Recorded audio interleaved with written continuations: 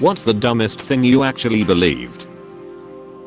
I was once told that British TV presenter Jeremy Beadle's hand had such small fingers because of a condition, Poland syndrome, that meant he had to have his fingers replaced, and that his fingers were, in fact, pig's toes. For years, this was a piece of obscure general knowledge that I would break out when I felt the need to display the breadth of my weird knowledge. And it went down really well until the day someone finally said, "Don't pigs have hooves?" I don't know that I have ever experienced such a moment of butt-clenchingly cringy embarrassment. Edit. I can't believe my confession of dumbassery got me a gold. That being named Johnny was a sin. There's a part of the song "The Devil Went Down to Georgia" that goes, "My name's Johnny," and it might be a sin. But I'll take your bet I instantly associated the name with being a sin, not making bets with the devil. This made me think kids named Johnny were sons of devil worshippers. I was a very dumb kid. I grew up in a Jewish household, but was aware of the whole Christmas thing. It was my understanding that Santa would go around bringing gifts to kids if they left out a plate of cookies and some milk for him. Seemed easy enough to ask the night before Christmas, and I left the perfect food arrangement out for Santa, thinking in spite of my religious beliefs, he might leave me a gift in exchange for the snacks. When I woke the next morning, the cookies and milk were gone, but no present was left. I was furious. How dare this jolly fat man come into my hole, steal my food, and not leave anything in return? I spent years complaining about it, and would curse the man's name if I saw him. Of course, years later my dad admitted that he had eaten everything. Thanks, Dad. The WD-40 meant windows down. 40 miles per hour. Someone told me that in middle school as a joke and I took it literally until I was a senior. I used to be so confused about the amount of time it would take to make movies because I was convinced they did it all in chronological order, and when they did flashbacks to childhood, I was like, wow, those actors are so committed. Or I would think it must take a long time for their hair to grow or change in any way, and never considered it could be a wig. Lol. Edit. Yes, I have heard of the movie Boyhood. It came out when I was 22, so well past my perception of movies being made that way, but it definitely reminded me of this when I first heard of it, and I thought it was really cool that someone actually did that. I thought sugar grew in sugar caves, similar to salt caves. I believed that sugar crystals, like rock candy, just grew in caves, and there were parts of the world with beautiful crystallized sugar caves. I was 25 years old when I brought it up in conversation with my fiance. I tried to prove to him they were real, and it was when I reached my 4th page on Google, I realized my whole world was a lie. Semicolon. Edit. Oh wow, thank you for all the comments and awards. Really appreciate it. Colon close bracket. Just some more background. When I was growing up, my parents always have these crystal sugar sticks. Link. Discount Coffee Co. UK/products/crystal sugar swizzle sticks 50 brown. VARIANT equals 623,163,093 and CUR. RENCY equals GBP and UTM underscore SOURC equals GOOGLE and UTM underscore MEDIUM equals CPC and UTM underscore CAMPAIGN equals GOOGLE %20 SHOPPING and GCLID equals CJWKCAJW underscore NX7 bra 1 EWA 2 DPG 0 HPWXVG8 Z80 OG 2 SQMJN VIGAL DOL 7 ZOZ7 RKE underscore shoe. UF80 forked rockpicad underscore BWE to use in their tea, and I guess as a kid, I just believed this was sugar in its /raw form, especially as it looked like the rock crystals. I've never thought about it or questioned it as the topic of sugar origins never got brought up. Imagine someone telling you that something you always believed wasn't right, like wool came from trees not sheep. Wouldn't you be on the 4th page of Google too? Many people have been asking why I didn't learn about this at school as sugar canes, as there were sugar plantations during American slavery. I grew up in the UK and unfortunately we are not taught about American history or the slave trade in history. I know loads about the Tudors though. I will do more research and educate myself on this, as I knew about cotton plantations, but not sugar cane plantations. And yes, coming from the UK, I knew about treacle mines, and the ironic thing is that I couldn't understand how anyone could believe them. 4th page on Google. You were desperate for answers. How? I was convinced that Greeks still worshipped Zeus and other gods for a while after I heard the word Greek Orthodox Church as a kid. This reminds me of another stupid thing I believed. When I was in middle school, I watched a documentary about Gothic churches. I believed that goth was a religion. I asked a couple goth friends at the time about their religion. They played along for a while that day, until finally I realized they were laughing at me. I later realized Gothic is describing the architecture of the church. My friends never let me live that one down. I thought that teachers lived at school. I had a teacher that had a blanket in the back of her classroom and a mini fridge, and this only further elucidated my hypothesis. Edit. I'm sorry I used the wrong word. I thought Churchill was an architect because when I was little my mum told me he was one of the architects of Israel. I used to think that people exclusively wore hats if they were bald, because that's why my dad wore a hat. My dad is bald, but has always had a beard since I've known him. Anyway, he was also a serviceman. He used to tell me that the reason he was bald was that he stood on a landmine which blew the hair off the top of his head and it slipped round to give him the beard instead. As a child I was just like, yep, makes sense. Hair not on head, hair in chin. That's gravity for ya. He also told me that a scar on his leg was from a gunshot wound. 20 years later I got a bug bite on my leg that got infected. Sorry, hope you're not eating, and left a perfectly round scar in the same place as his. I commented on how much my bug bite scar looked like his gunshot wound scar, and he said, "What? Is that what I told you?" No, this was a bug bite that got infected. Apostrophe.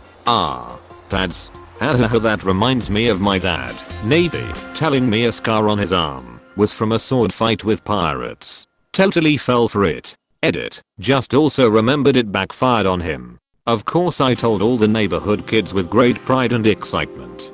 He totally had the piss taken out of him by the neighborhood dads down the local pub when the kids all went home asking their dads if they'd fought pirates too.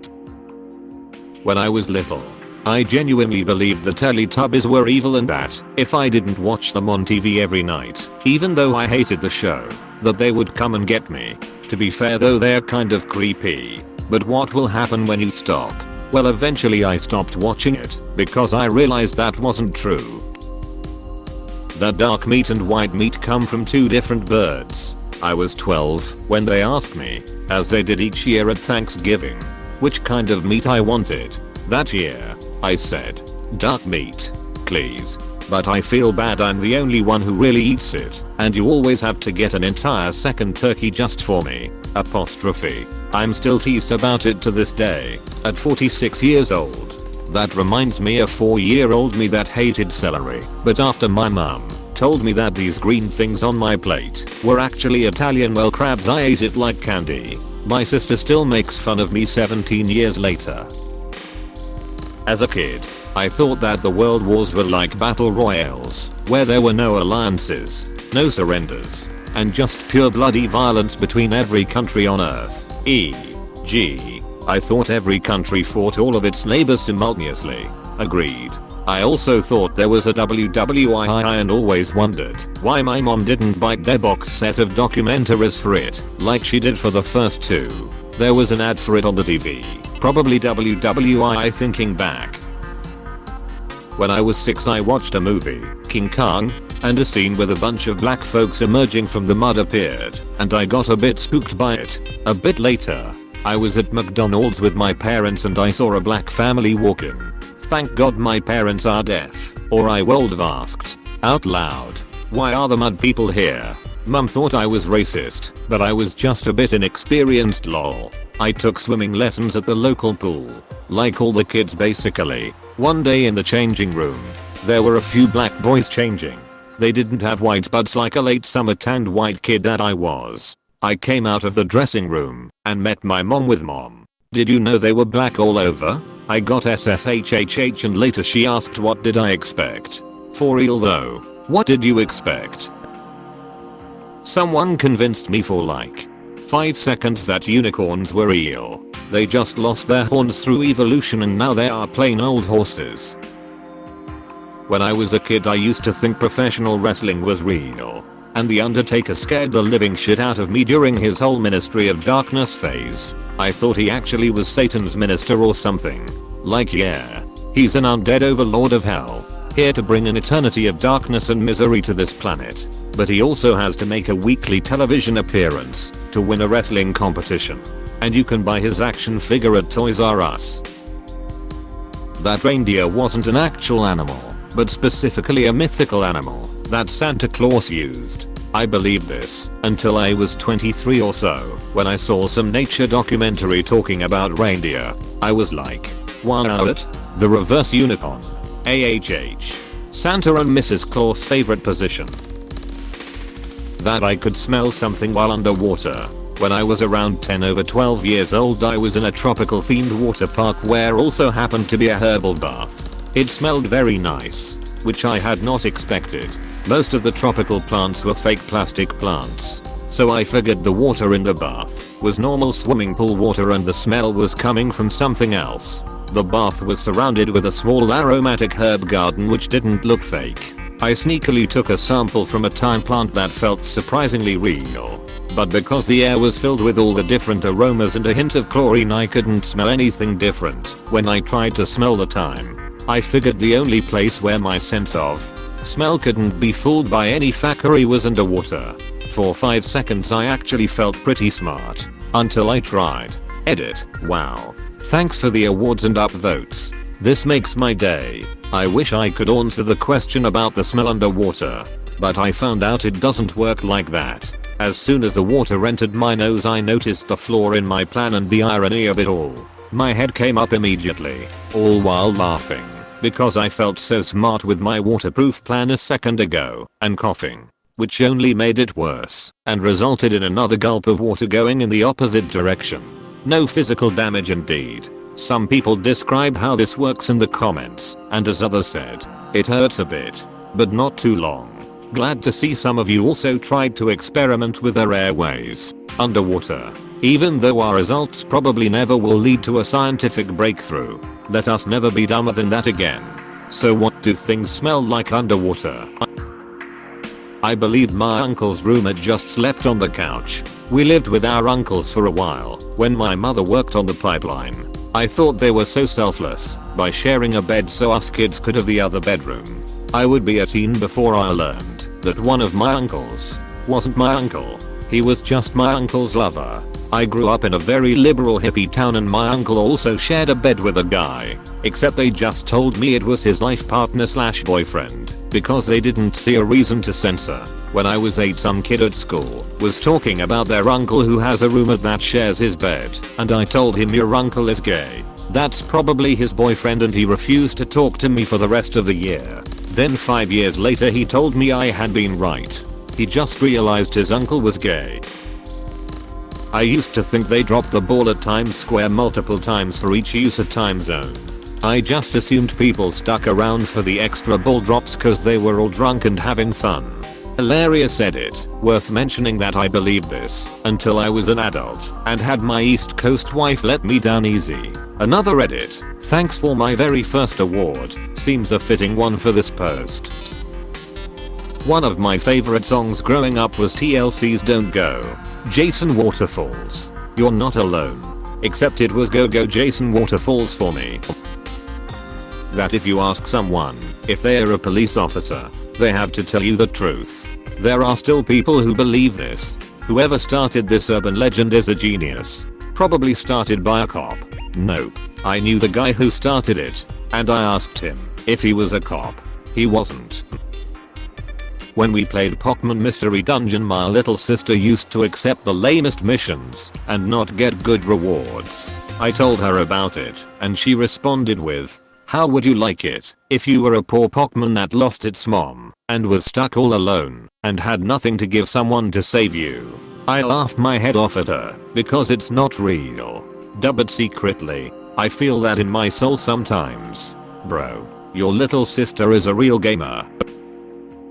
My dog went to a farm until I was 35. I had 2 turtles for over 10 years until I went off to college. My mom told me she found a turtle lady that takes in unwanted turtles and that they live in a nice big pond area in her backyard.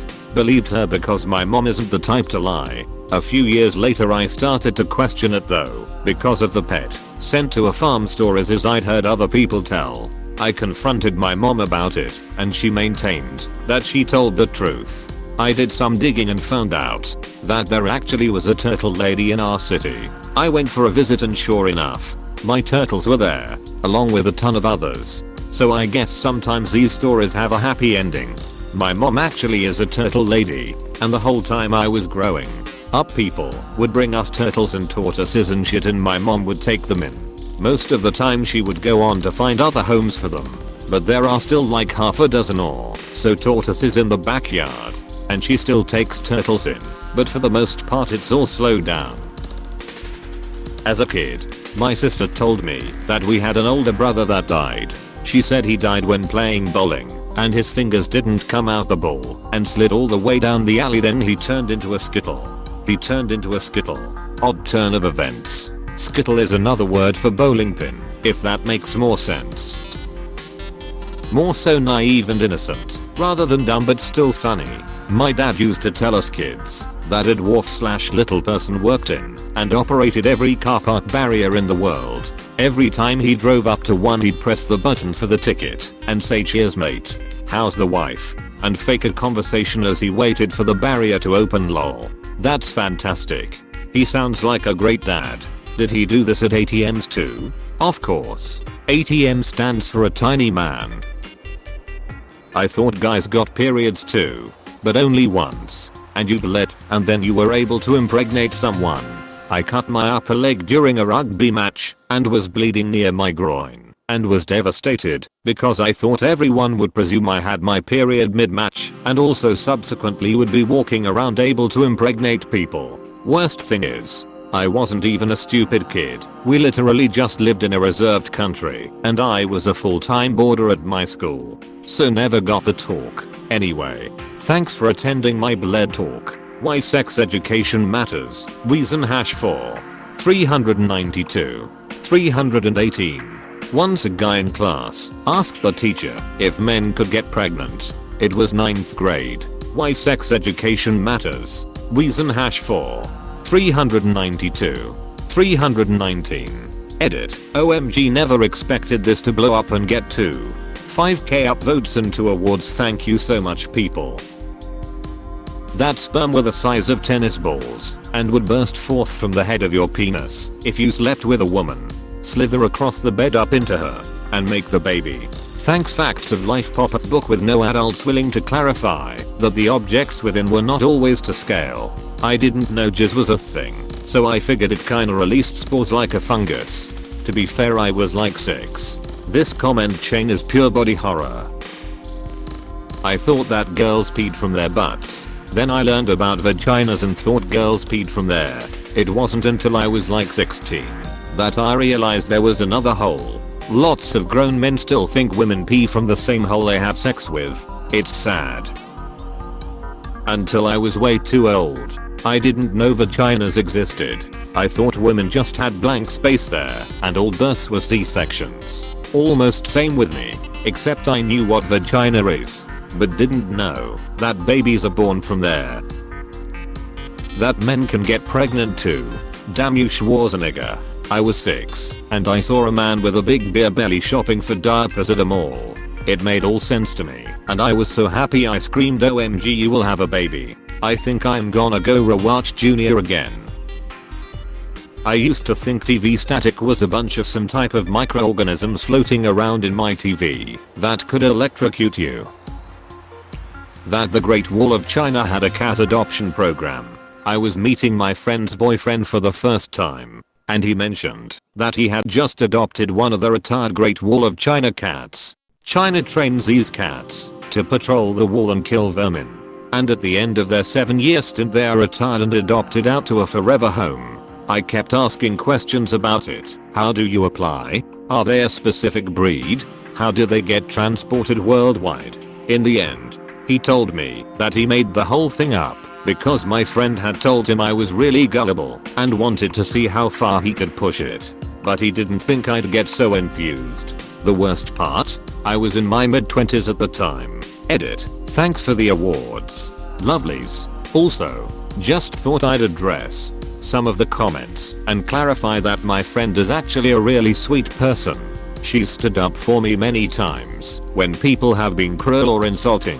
It was an innocent prank, and I'm okay with taking the piss out of myself. Closed bracket. It's not actually that far-fetched. The British government has an official title of Chief Mouser to the Cabinet Office, which is held by a cat. As the title suggests, the cat is employed to keep 10 Downing Street free of mice. There's been cats around Parliament for half a millennium, but the title is a modern invention.